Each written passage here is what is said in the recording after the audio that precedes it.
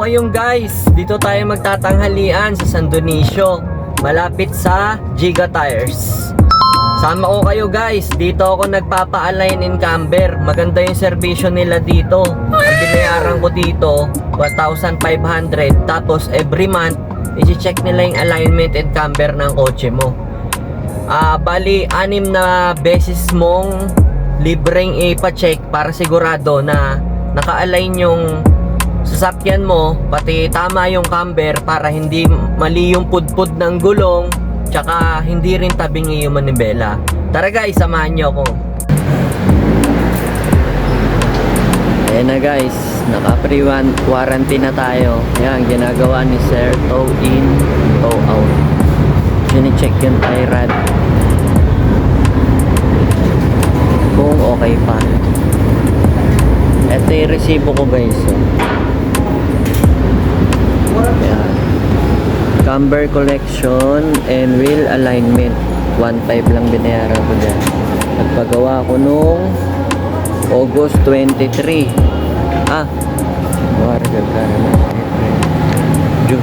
June 23 pala, sorry.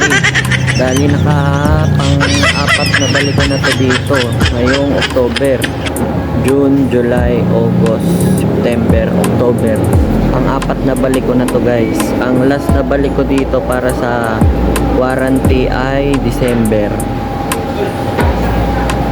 After ma-check kung okay naman yung tow in, tow out, check na yung alignment and camber. Tapos pag na-check na nila yung alignment and camber, ida-drive test nila yan kung patas ba talaga yung manibela. Kuya, sobra po pala yung manubela niya sa kanan konti. Thank you po. Dito tayo para malinaw.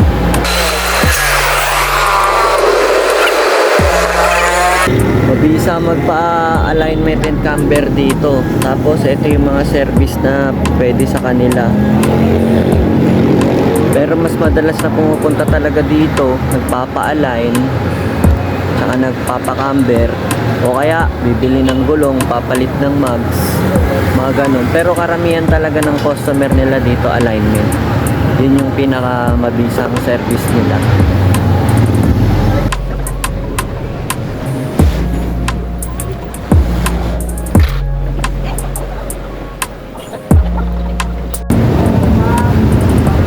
So ayun guys, tapos na i-align si Lolo Pogi.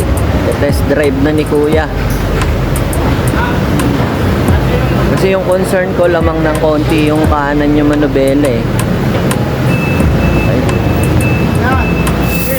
Yeah, diretso.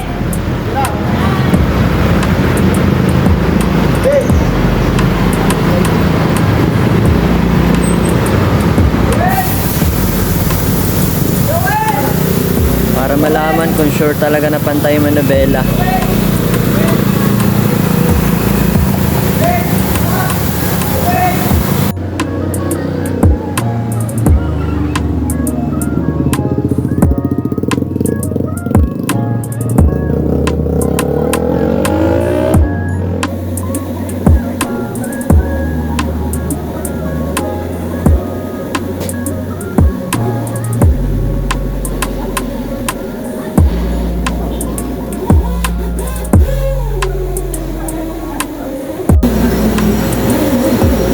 Guys, na drive test na ni Kuya.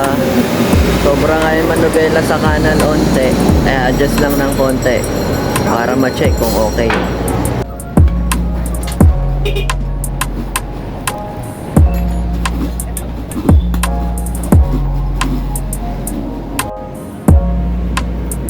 Okay na yan, Tol. Thank you, Tol. Tol, pang merienda lang. Salamat, brother ah. So ayun, natapos na natin ipa-align and camber ng warranty si Lolo Pogi. Onting trivia lang ulit guys. Pag nagda-driving kayo, ayan yung pantay ng manubela. Dito nyo mapapansin yan, no? Pag nagda-drive kayo ng straight, ayan, straight driving. Tapos napansin nyo na yung manubela nyo nakaganto ng konti, o kahit maliit lang, kahit ganyan lang, ayan yung straight na takbo.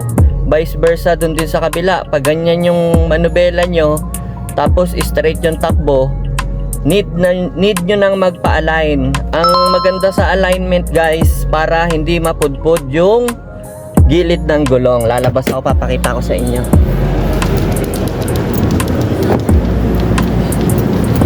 Ito yung gulong guys. Ang purpose ng alignment and camber, para hindi siya mapudpud dito sa gilid. Ang pudpud niya pantay. Pag napansin nyo yung gulong na sasakyan nyo, pudpud na yun dito sa gilid na part na to, kailangan nyo na magpa-alignment and camber para hindi masayang yung gulong, tama yung pudpud. Tsaka syempre for safety, hindi pumapaling yung manubela kung saan, straight yung takbo.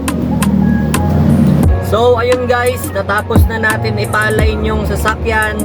Okay naman yung performance niya. Okay naman to kasi napagawa ko na to doon. Tapos bali warranty na lang yung warranty na lang yung binabalikan ko doon every month para ma-sure. Kasi nung nakaraan parang sobra lang siya ng konting-konti sa kanan. Kaya binalik ko para sa warranty, para okay na ulit siya, straight na straight siya.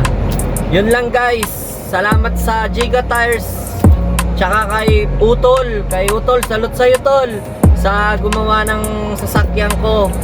Kapwa ko Triskill yun. Yun lang guys, thank you for watching.